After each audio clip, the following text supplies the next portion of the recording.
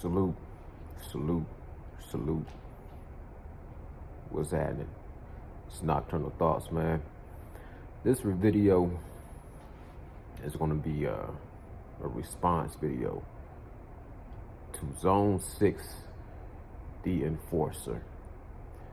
I was listening to a video that he did talking about Devin Haney and Lomachenko. So, this is going to be my last time talking about this fight. And I feel obliged because he put it on the table of if you had Lomachenko winning the fight, and he was talking about how people didn't watch the fight multiple times to come to a different conclusion. People didn't watch the fight 2 times, 4 times, and 16 times, and 32 times, and 128 times. I watched the fight twice. I wouldn't say I watched it, off the rip. And I hardly ever watch fights with the commentation turned up. So, I watched it the first time on mute. The second time I watched it, I'm not gonna lie, I kind of was busy throughout the day, so I split it up and watched it here and there. But then the third time I actually watched it, I just say I watched it in totality twice. The first time off the rip, and then I got an opportunity Monday night and just sat down and watched it, all the way through.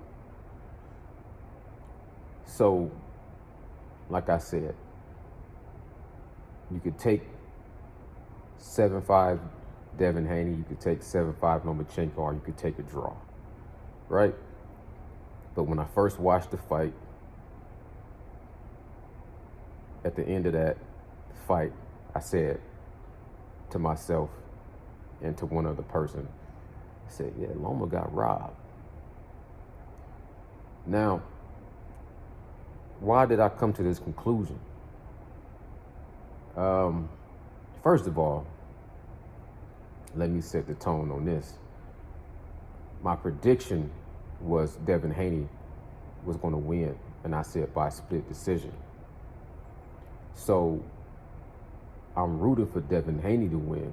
First of all, I want Devin Haney to win. You know what I'm saying? I want him to be the undisputed champion, and I want him to fight Tank.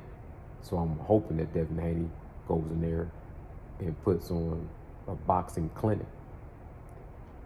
Second of all, since I put my prediction on record, people always want to look good and come back the next day and say they Nostradamus and they got the crystal ball and that they had it right on their prediction. So I'm hoping Devin Haney's going to win just to make my predictions look, like I know what the fuck I'm talking about.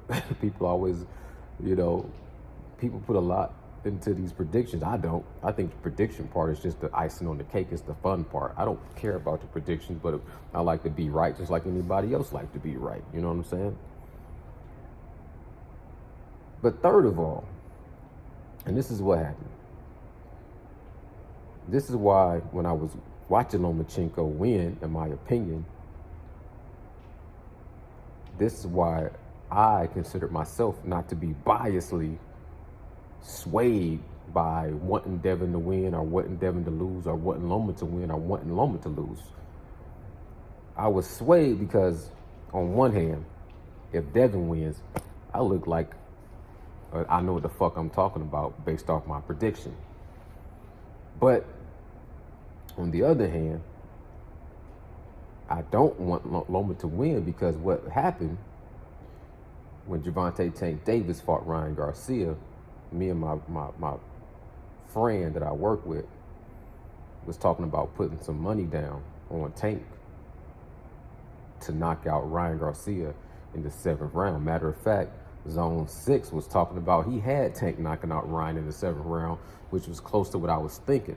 Me and my friend was talking at work, and I'm like, man, put some money down on Tank knocking out Ryan in the 7th round, based off everything I came to a conclusion to.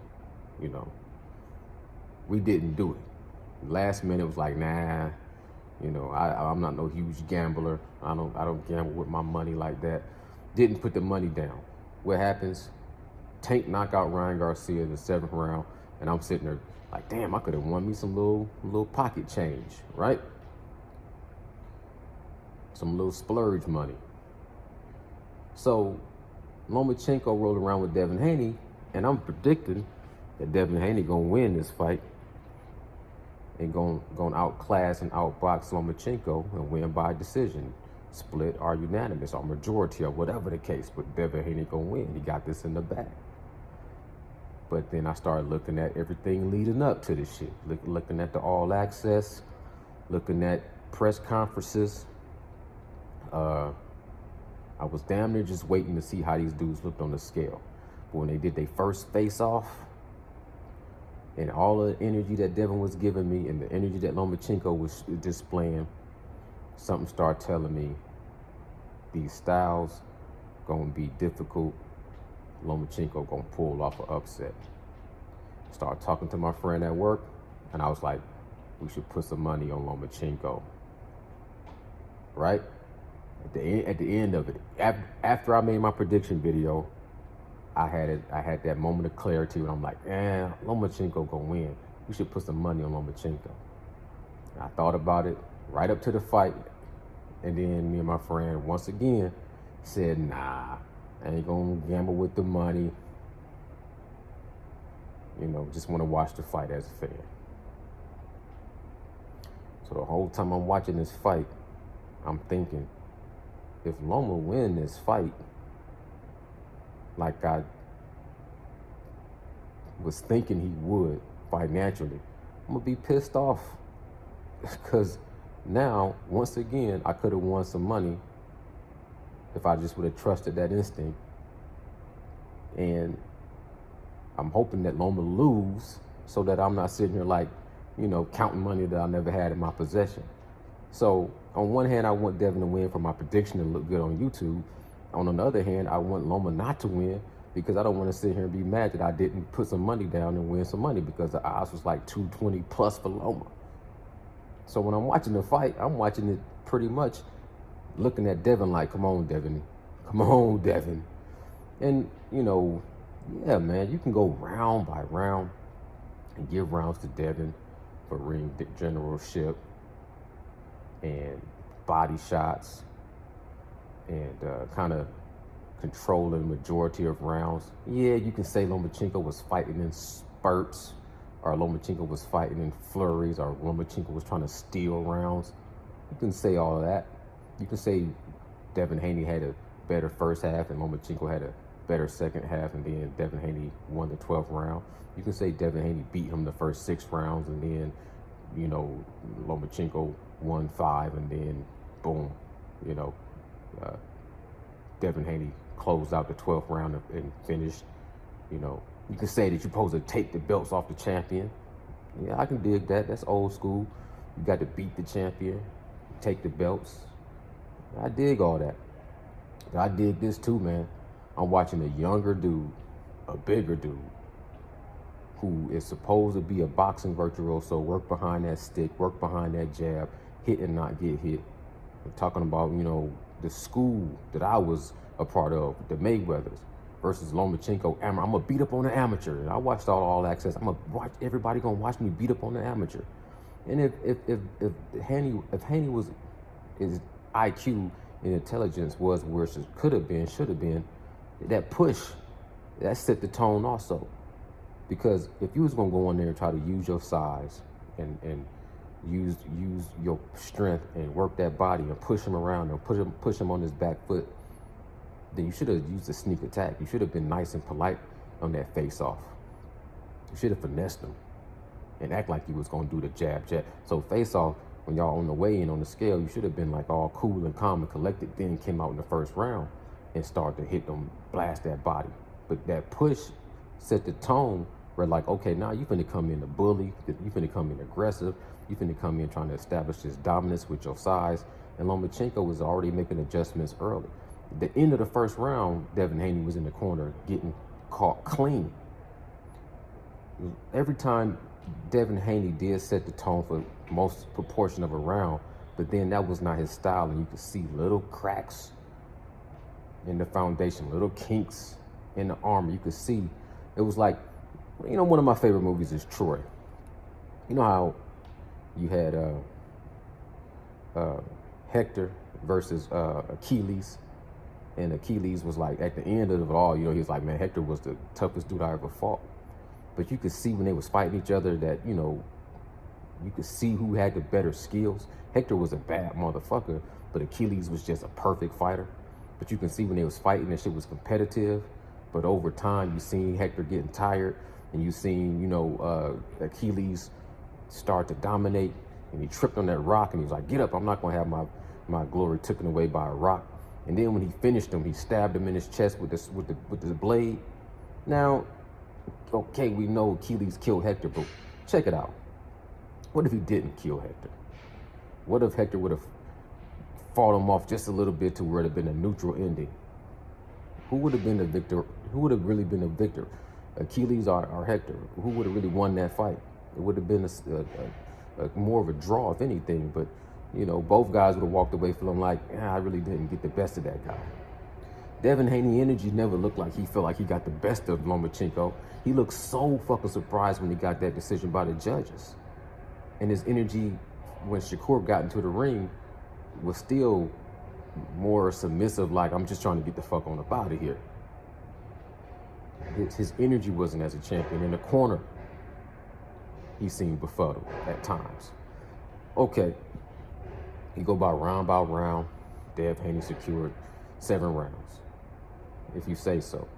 If you want to give him some of those swing rounds and give him to Devin because he's a champ, because he established a little bit more ring generalship and did some good work to the body, cool.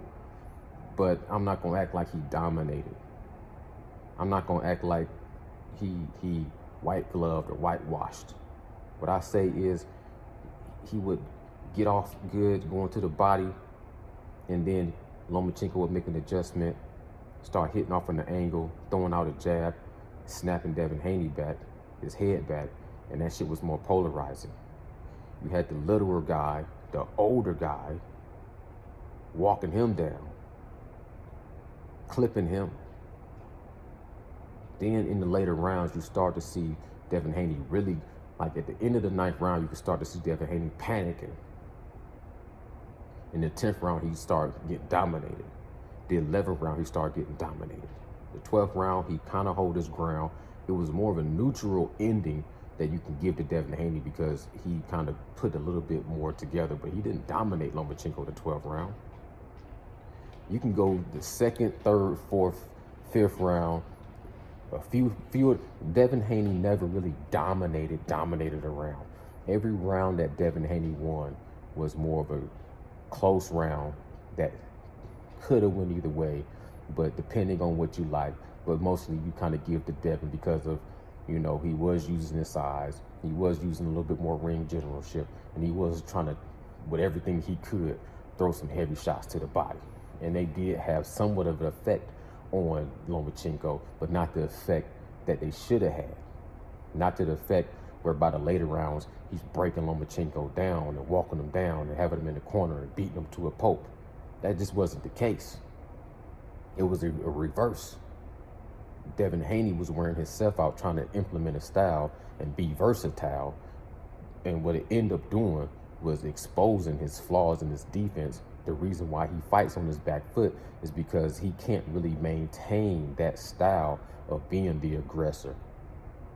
So it was like this hybrid style, Devin Haney trying to do something different.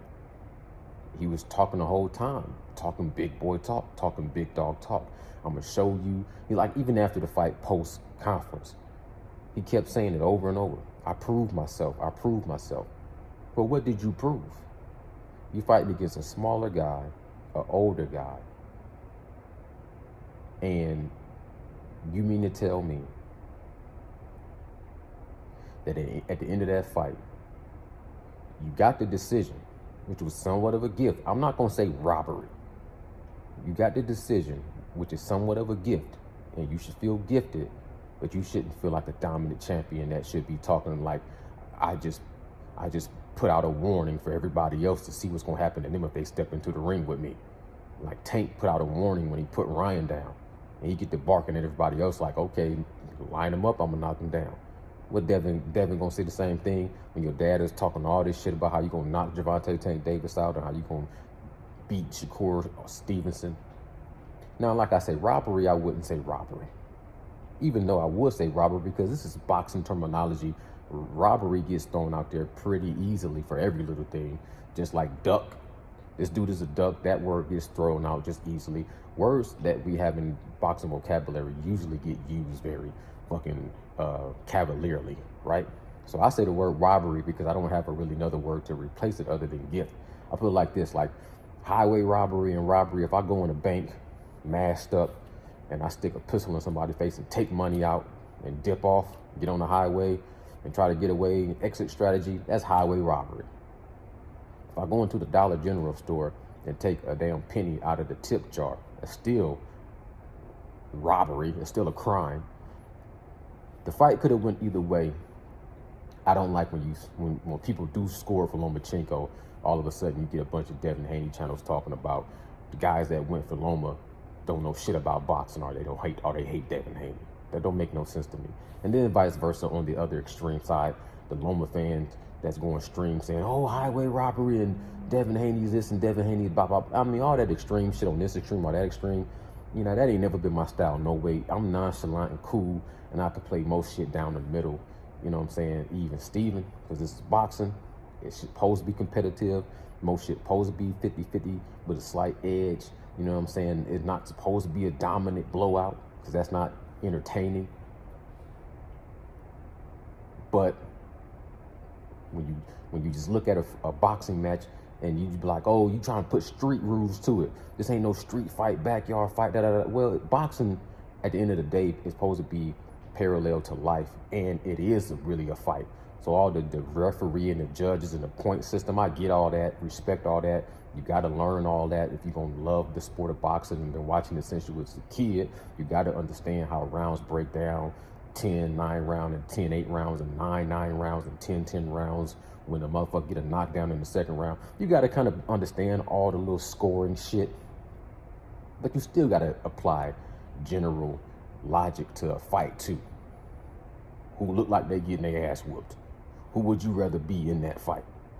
Who body language look like they getting defeated and who's look like they being victorious? Who facial expression looks like they know they won their fight, they know they the man, who hold their head high and who really kind of holding their head low, but got to put on a bluff. Like when Tony Harrison was talking about, it was on the judges when I won against Jamel Charlo. No. When you win and you know you win, you ain't got to put no finesse and you ain't got to take a piece of shit and shine it up and polish it up. You know you won. This shit oozes out of your pores that you won. When you know you got a draw, when you know it was an even match, then you know you got to start to kind of put 100 on 10 and make shit look pretty. When you know you lost, that shit shows too.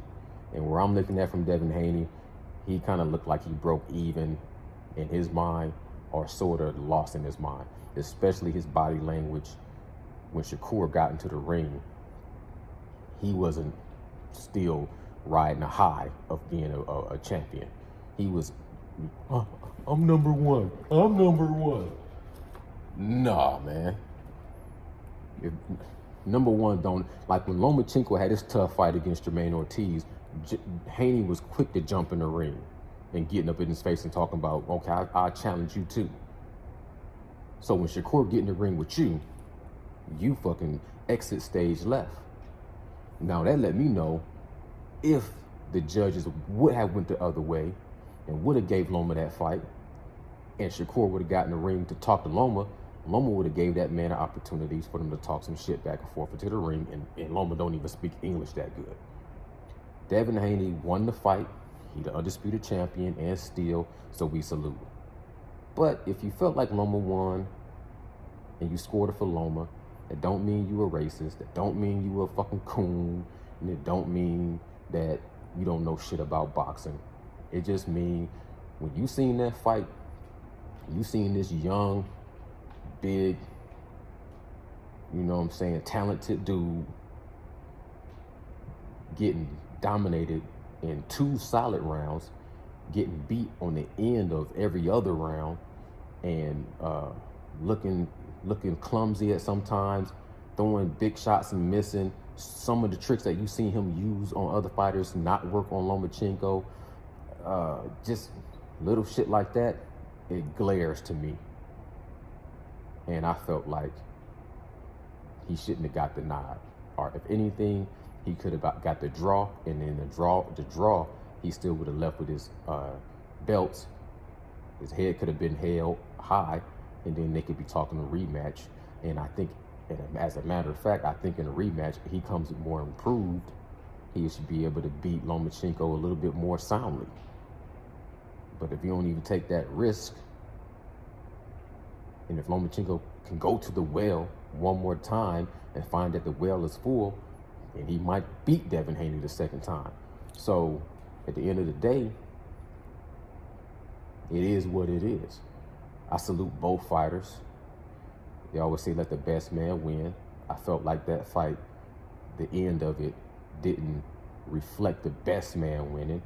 It reflected what's kind of best for the future of the sport of boxing, being a young champion, having all these fights that you can make lined up.